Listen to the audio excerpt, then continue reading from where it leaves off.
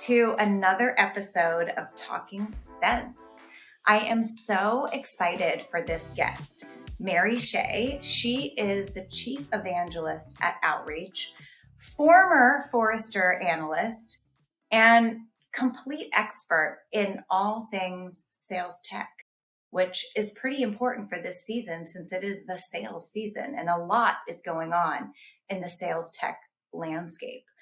But what I also love about Mary is, fun fact, we are on a board together. We were on a board together. I'm not on the board anymore. But what I found is that when Mary speaks, people listen. And I love that about her. She also is a Chicago Booth grad, and I have yet to meet a Chicago Booth grad who isn't like wicked smart. So Mary is going to drop some mad knowledge on us. Welcome, Mary. Latané, it is so amazing to be here. I know we've been trying to make this happen for 2.5, Too 3 long. years. Yeah, we're two busy women here, but I am thrilled to be on your show, and thank you for that incredibly kind introduction. So I can't wait to get into it with you. I know. Let's do it. So I know you have some new research. I do. And my understanding is it's like not even off the press. So the Talking Sense audience is getting like the total inside scoop on this research. They totally are. I got some incredible nuggets for your audience, Latané, and I have not shared it publicly yet, and the data is hot off the digital press. Myself and Matt Flug, my analyst who works with me, we've been analyzing it and slicing and dicing it and looking at every which way till Tuesday. So I have a lot of insights to share with you and your folks. So what are the most interesting? And I guess when I did the pre-read, what I like about it, folks, is it's about right now. This is the only research that I've seen that isn't a blend of not in a recession, but maybe in a recession, and not in a recession, maybe in a recession. This is like just from right now. So this gives us the sentiment of like the now. So what are people feeling right now? What's going on? Yeah. So lots and lots of debates. Are we, aren't we? Are we, aren't we? But I think you and I probably know we are. We might actually be 6 months in already. But what I did, and let me start by sharing with your listeners on how we approach this, because you're right. It is the only research that's out there that is really, looking at what's going on now and less sort of backward looking. So at Outreach, I have a wonderful research budget. I partnered with Data, which is a very large research company. And I wanted to understand how B2B leaders were thinking about and acting on what was happening with the current financial headwinds. And so a little bit different from some of my other research, I tend to focus on B2B sales leaders, as you know, right?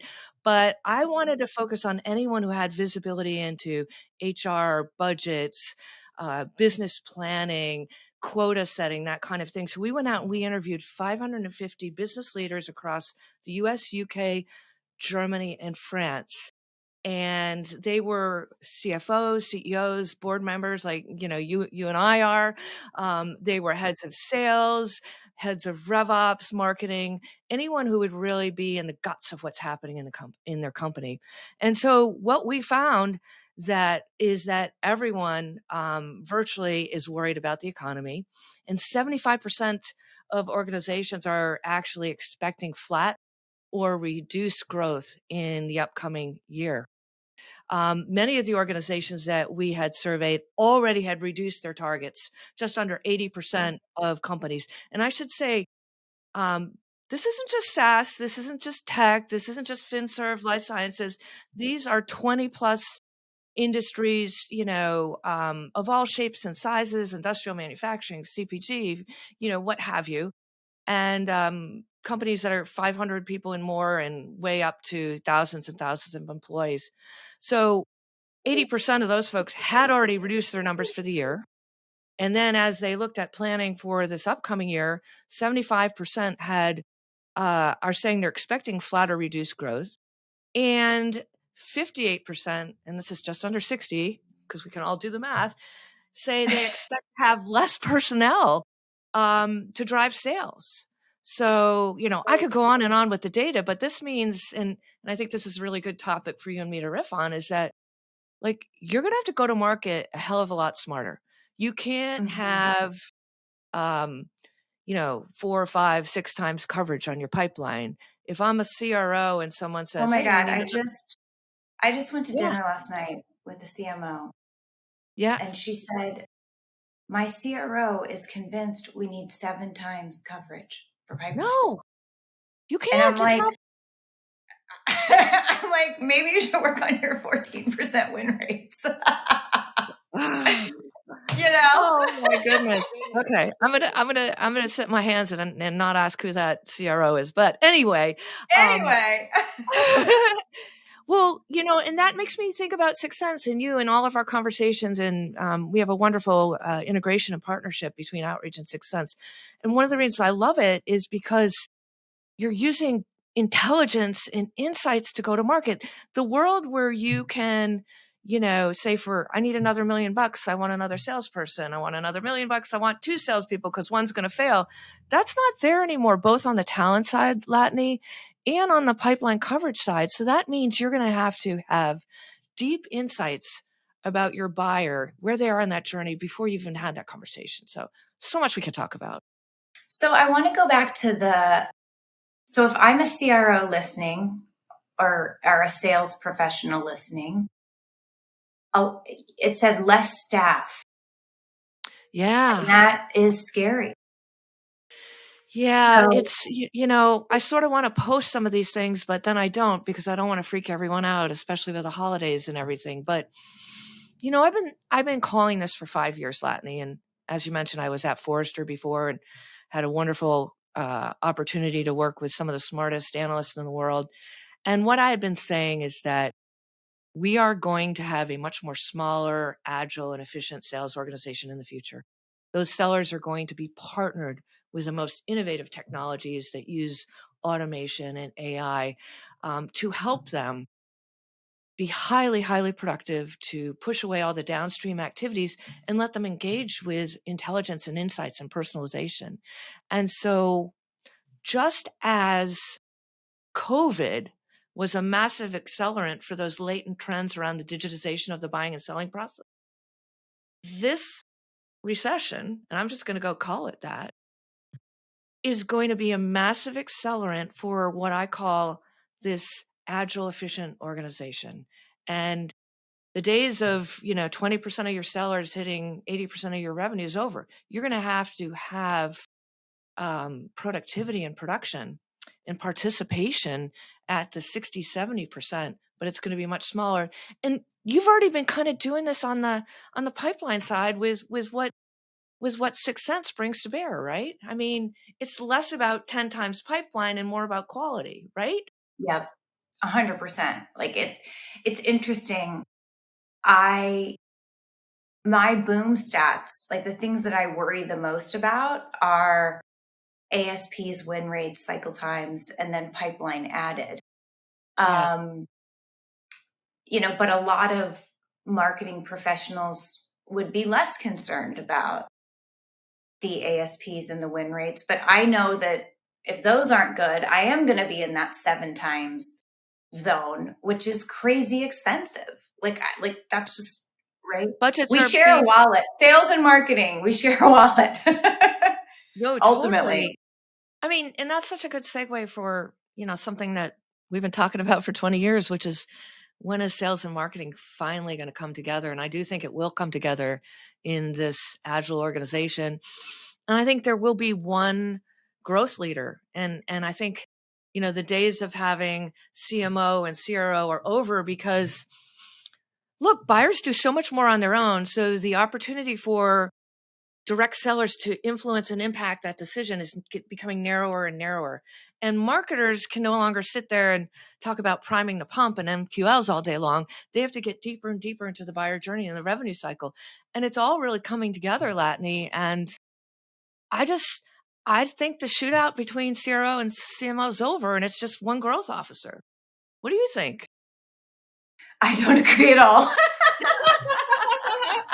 Well, maybe you're the boss in that one. Maybe you're the growth officer. Maybe, but here's the challenge with that is my job. A big part of a good CMO's job is actually aligning with product. Right. So we Okay. do a lot with product and with bringing insights and understanding market and road mapping and, positioning and category design. And I think that if everything is just under a growth officer, that stuff falls by the wayside. And that is actually like, you can't escape product market fit. You can have the most efficient growth engine and it'll work for a little while. But if you do not fundamentally have product market fit, you're dead. Well, that's really true.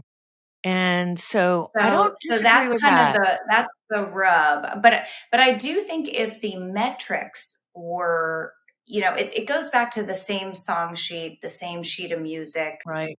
And I think if the pipeline planning and assumptions around the pipeline and those boom stats, if we're aligned on those, the rest works itself out. Because talk about win rates could be because we've lost product market fit. Right? Win rates because we've built features that are nice to haves, not must haves. That would be your non-competitive win rates. Your competitive win rates may be that you've lost some differentiation. And so those are the things, that's the side of my job that I think a lot of people may or may not see as visibly. I think That's that's pretty such a important. great point. That's such a great point. And of course, I know that's part of your job, and that's part of my job as an evangelist. And as a head of when I was a CRO, it's the same thing, right? You have to be joined at the hip with product. But there's been historically less friction between product and marketing than you find between sales and marketing. So I think that was why I was kind of thinking that through. But I'm going to send you my model and let's iterate on it, see what we come up with Okay, together. let's iterate. But I agree that something needs to shift and something needs to change, because here's what I'm seeing. And we operate very efficiently, as drinking our own champagne, so to speak, but that doesn't mean it's not getting harder. Right. And so we're looking at more people involved in every deal. We're looking at more steps. So just like there's inflation at the grocery store, there's now inflation on our sales and marketing functions, right? Like same budget, got to do way more, I know. So what I've been telling the team, and Mary, I think everyone is fried right now. A little bit. Like a little bit. fried. Yep. So what I've been saying is we can't, I truly believe people are grinding. People are working really hard. We have to change the way we work. I completely agree with you on changing the way we work. And unfortunately, the hardships of COVID and now the hardships of this recession will not give us an option, right? And so that's why you see so much innovation born through terribly challenging situations. And so I do have, while I don't personally like to see friends and colleagues rift and read all the articles, and now Benioff doesn't want to give a forecast for 2023. And there's like, that is stressful for me too. If he can pull that off, God bless. That's a whole other podcast. I mean, wow, that guy, that's an ego to the like I've never seen before. Okay. Salesforce is an investor in outreach, so I got to be nice. Anyway, but yeah, I mean, that's where I sort of hold on to the fact that this hardship that we're facing and that we're 3 years into it, and it's continuously changing, is forcing innovation, I think, to the likes that you and I have never seen in our lifetime, Latané, at least, in the business world, in science, in tech, in, climate change, everything. And so I'm hopeful because of that. But the hardships make me sad. Yeah, I know. So what technology are you most excited about right now? Well, it's kind of like asking me who my favorite boss was. And so I was on floor Who's yesterday. your favorite child? Oh, I can never say with all the research reports I write, they're all my favorite Latin. But Yeah. look, I mean, when I was at Forrester, and I've said this publicly many times, being a Forrester analyst is one of the best jobs you could ever have in the world. It's a tier one brand. You get to do amazing research. You're treated like gold by your clients. You're talking to CEOs from the most innovative companies, every day of the week. I made a decision to move from that job to go to Outreach. And Outreach was one of the companies in my portfolio that I followed. And it wasn't a quick decision, Latney. I really thought it No, through. I mean, that was pretty fact-based. It was about as fact-based as you could get. I really thought it through. And when I made the decision to move to Outreach, I believed in my heart, my head, that sales execution technology had the ability to have as large a market size and impact as CRM did back in the day. And I do, and it's no surprise because I talked about CRM a lot.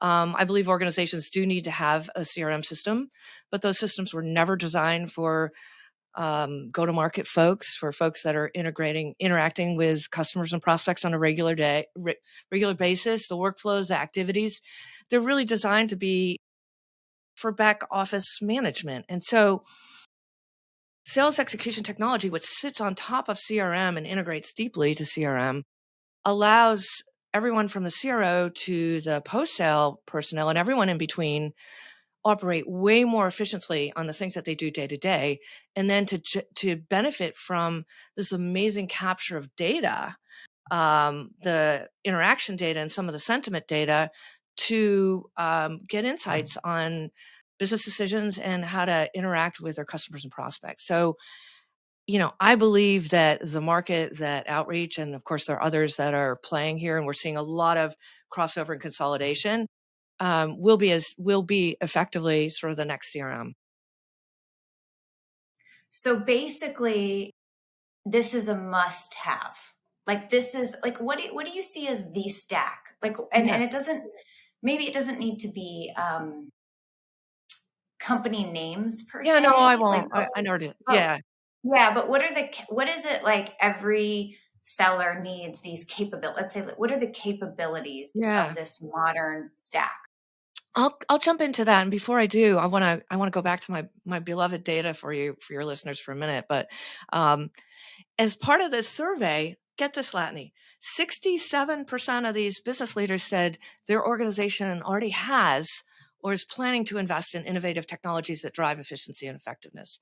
And then here's another data point: 68% are taking sales headcount and redeploying it into innovative technologies. So before I go into sort of the tech categories and the ultimate stack, what's really exciting to me is that business leaders, not just marketing CMOs and sales leaders, know that technology is essential to thrive and survive in this current environment. And especially as you look at what the public markets are asking everyone to do, they're asking us now to grow, but grow sensibly and profitably and carefully, and not with growth at all costs. And so the only way you can do that is with some of these technologies that I'm going to talk to you about. And I know you have an opinion about it too, so I'll let you comment before I jump into the stack. No, I mean I would say that's what it's interesting. One of our investors sent us a very thoughtful note over the weekend. And he basically said, you can try to be a little bit better than average at everything. Mm-hmm. And you'll have a decent outcome. Mm-hmm. But the companies that really crush it they've cracked some sort of code and have exceptional performance in a certain area. I mean, they're fundamentally doing an area differently. And so Right. I've been thinking a lot about that, particularly with our outbound team and using things like generative AI. And Mm-hmm. anyway, I'm like all, fired up about that.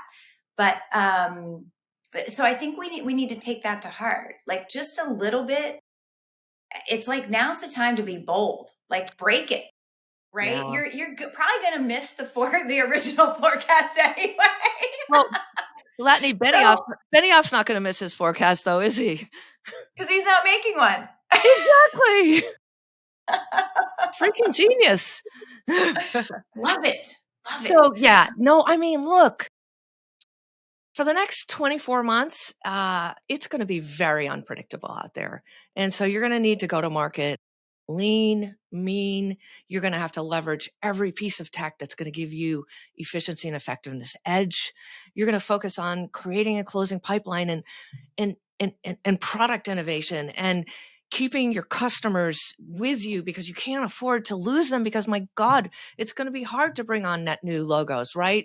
So, I really love, what you described your investor telling you, and it's so right and so motivating, but you've got to get out there and take some risks. And I think the smart leaders understand that they're going to have to do things differently than they've done in the past. They may need way less headcount, and they may need, more sales tech.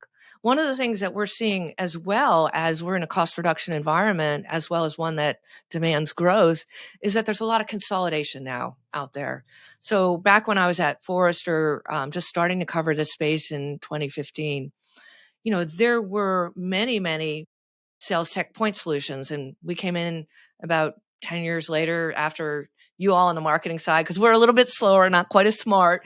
But we got out there. We got to take your one to many and apply it to one. And then you had all these companies like Toutapp and Yesware and Seismic and Savo and I wasn't supposed to mention names, but whatever, those companies, the early ones. So, and business leaders experimented with those, and it made sense. But one of the challenges is that you had all kinds of disparate data silos. You had multiple vendors to manage. You have multiple contract end dates. It's just not efficient. And when you're C-suite There's a executive, cost to that. there's a cost. It's you got the toggle tax with going back and forth to apps. I think it's like 9 hours a month for rep, and then it's the biggest problem really though is you don't have that single set of robust data that's accurate, right, Latané, that you can continuously run machine learning algorithms against and get this Well, and amazing. every single company is making their data a walled garden. Correct. Right. Right. And I think the data gets more interesting when it's coupled with each other, right? That's it.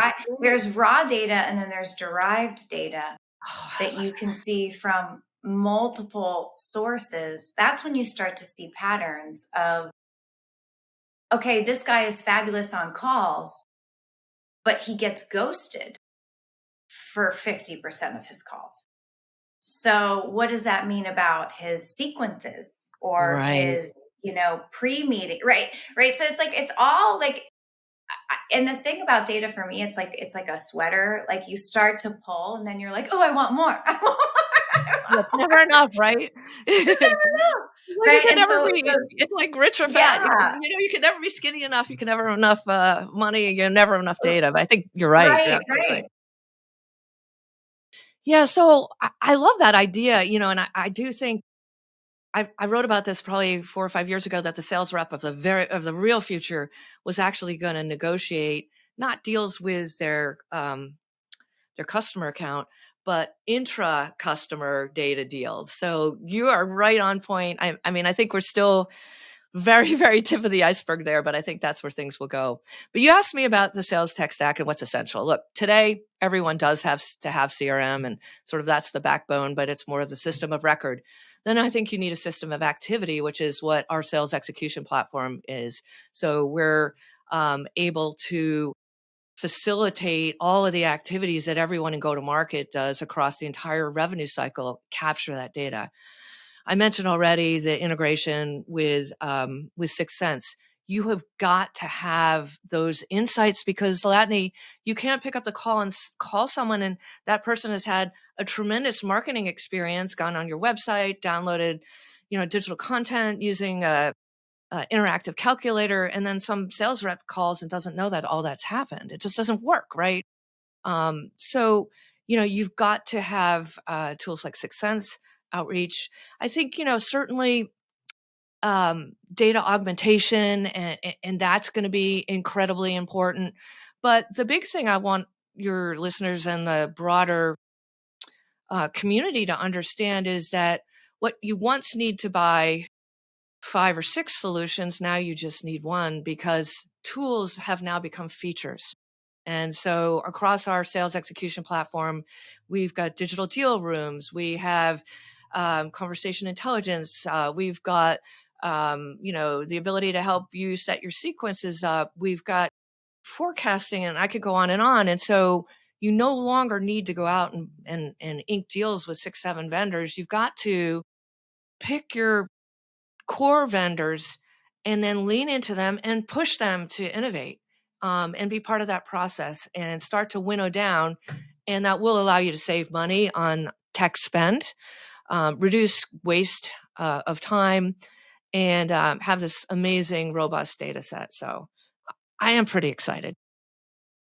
So I think the message is there were these categories and leaders within the categories, and now it's features. So ask, don't typecast Right. a brand based on what they were before. Prioritize consolidation and go out and ask and find those. And there's folks that are leading the charge and laggards, and like ask about the roadmap, ask about and be willing to switch, which will be painful now, but reap rewards in the future. I couldn't have said that better. I think you're absolutely right. I do so many calls with the C-suite, as I know you do, of our customers and prospects. And every time I talk to them, I'm I'm happy that I can expand their mind, but they always think of outreach. Oh yeah, that front of the cycle tool for your SDRs, and that was 5 years ago, right? Like any other technology provider, we've grown up. And so yeah, that's a great advice to your audience. Ask, do you have this? So in my research, Latané, the great news is that 73% of the respondents said we strongly prioritize choosing sales tech vendors that offer multiple products to minimize the number of vendors we use. So the message is getting through, but still ask and push your vendor. Mm-hmm, mm-hmm. Yeah.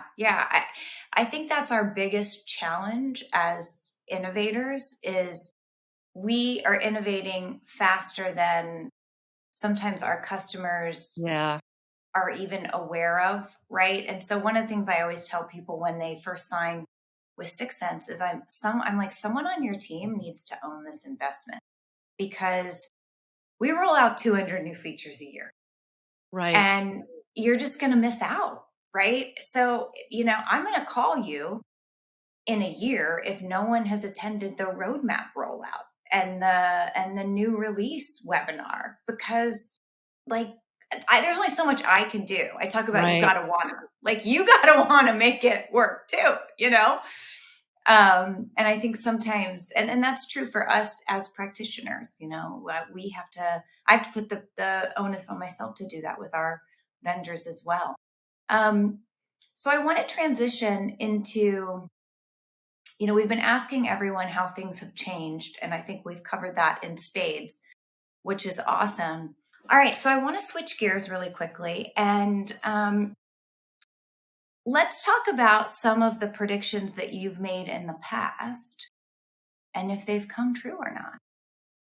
It's Oh, the wow. age of right now we're in predictions time. We So are. It's predictions. And as you know, I used to, that was my favorite time of the year at Forrester. We'd all get together and, you know, you'd have 12 analysts contributing and, trying to compete to see who was the smartest in the room. And we'd get all these predictions done. And it was great. So it is it's my favorite time of the year.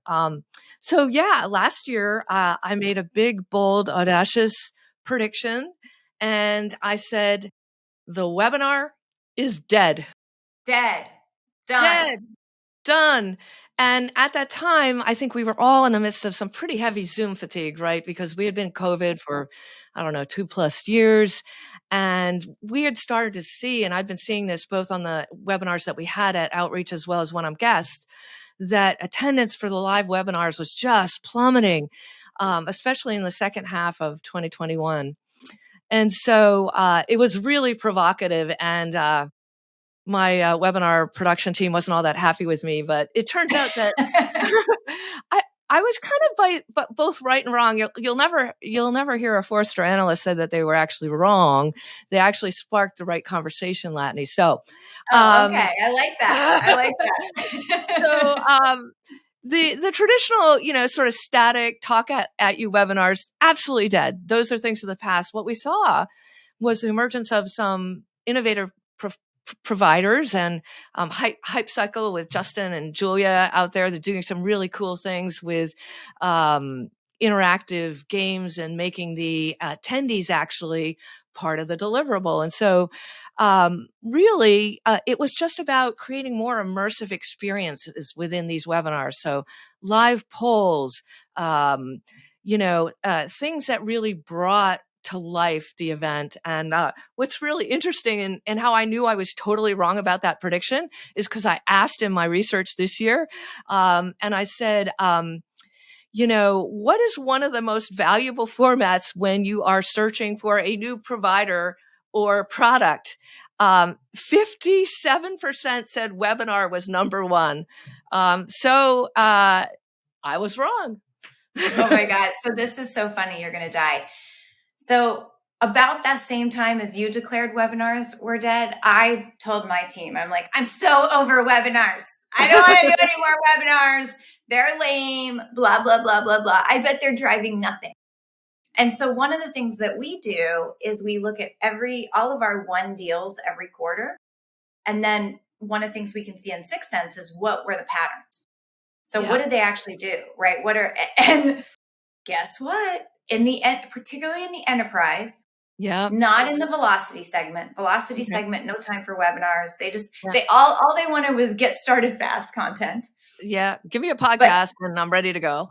Yeah, enterprise customers, all the won deals interacted with webinars. So funny. So I got proved wrong too. Thank you. It's you're so gracious and kind. And I will give you just a couple of data points on our end to further amplify our wrongness. So I did a webinar this year with Kimberly Dieter from LinkedIn, one of the VPs of North America there. We had over 5,000 signups, close to 2,000 live attendees. Then we went over and played it in the UK. That was the largest webinar attendance in Outreach history. And the second largest was you, me, and Anna Baird. And that was all in 2022. Yeah. So yeah, you guys crush webinars. Crush it. Yeah. So I'm just going to sit quietly and I'm going to say webinar. We love you. We're praying to the webinar gods. Love it. Love it. Well, I want to ask, we've got this campaign right now, Proceed with Confidence. So we started out a little doom and gloom. But then we talked about big, bold changes. And maybe that's part of your answer, probably, I would assume. But how do we motivate CROs and sales leaders and frontline teams to be confident despite everything? Situations? Yeah. Yeah, it's interesting. Well, you have to take a step back a little bit. And for many of our team members, this is the first global economic downturn in the business world they've ever experienced. Even fairly tenured team members, Latané, because we've been on, a massive growth trajectory for, a decade-ish. And so even CEOs and business leaders maybe have not experienced this kind of stress and leadership, which is really quite different. This is my third recession in the business world. And what I've learned is that, yes, it's highly disruptive. Disruption can be both bad and good. People and businesses still need to buy stuff. Businesses still run. Relationships still need to happen in the business world. And it's just, and I don't want to sound Pollyannish, but it is just an opportunity to retool yourself, reinvent yourself, find ways to upskill yourself. People buy, but order takers are not going to thrive. So if I'm a seller, how do I figure out how to increase my skill set? And if I'm a business leader like yourself, how do I provide my team with the training, the support, the tools, the tech that they need so they can have that confidence as they go to market? And look, folks, the sky's not falling in, and use this as a time to reinvent yourself, reinvent your company, and be opportunistic while 90% of the business world is hunkering down and waiting for this thing to pass over. Yeah, it's, I think the bold will win, but we'll see. That's my prediction. I like it. The bold will win. And I agree with you as well. It is not the time to sit by the sidelines. It's time to innovate, grow, be bold, and get out there and transform the marketplace like I know Sixth Sense and Outreach is doing. Well, that would be a great place to end, but unfortunately, we cannot leave the show without one question, Oh boy. because I really believe that you learn more from your failures than from your successes. And so everybody has to tell before they leave Talking Sense. Colossal F up. Give us an example. Yeah. It can be So, from yesterday, in my case. oh boy. No, I'm just kidding. But they happen all the time. So it can be from a long time ago, a month ago. Just, Yeah, tell I them. think I will. I'll be really honest. I'll be really honest here. And I was thinking about this question because you're kind enough to let me know it's coming. So I do appreciate that. And I can't think of any like big like strategic decision that I made that, lost my company millions of dollars or anything like that. Um, but look, I've had setbacks like every other executive in the world. I've been fired, I've been hired, I've been, all kinds of things have happened. And I will say the biggest thing that I've learned, and it was sort of mid point in my career, Latané, was it's not all about just getting heads down and delivering results. At the end of the day, companies that thrive are companies that are built on really strong relationships. And I would say earlier in my career, I thought my work and my results would speak for themselves. And I didn't get involved in, spending all this time out of the office. Well, of course, you and I know all the big decisions never get made in the office. I didn't always go out for drinks or whatever and do this and do that. I just, I did my job and thought that I was going to get rewarded and recognized for that. And I had to learn that the hard way a few times. And so now I fully, fully understand that any business is really about relationships and the relationships that you have with people. And I'm not overly politic. I think you know me well enough to know that I'm not going to be playing a lot of games out there. But look, you need to work with, talk with, and find a way to socialize with key people in your organization. And I do that all the time now. And it's just made for a lot less friction in my professional career. So I hope that's helpful to some of your listeners. And I will say one other thing on that topic. Today, I just found out that the word of the year for 2022 from dictionary.com was woman. And I'm not surprised.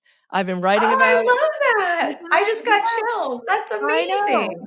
I know. And so this is a flaw, a mistake that I have seen women in business make, and I've made it myself. And so put yourself out there, build your relationships. I have this massive spreadsheet where I track every single thing I do for outreach and what the impact is and share it with everybody.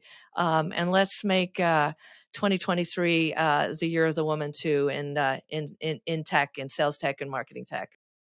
Oh my gosh, I love that. I love that. And Mary, you're on the front lines of that. So I know as a woman, I appreciate you putting yourself out there and leading the charge and just being a they say if you can see her, you can be her.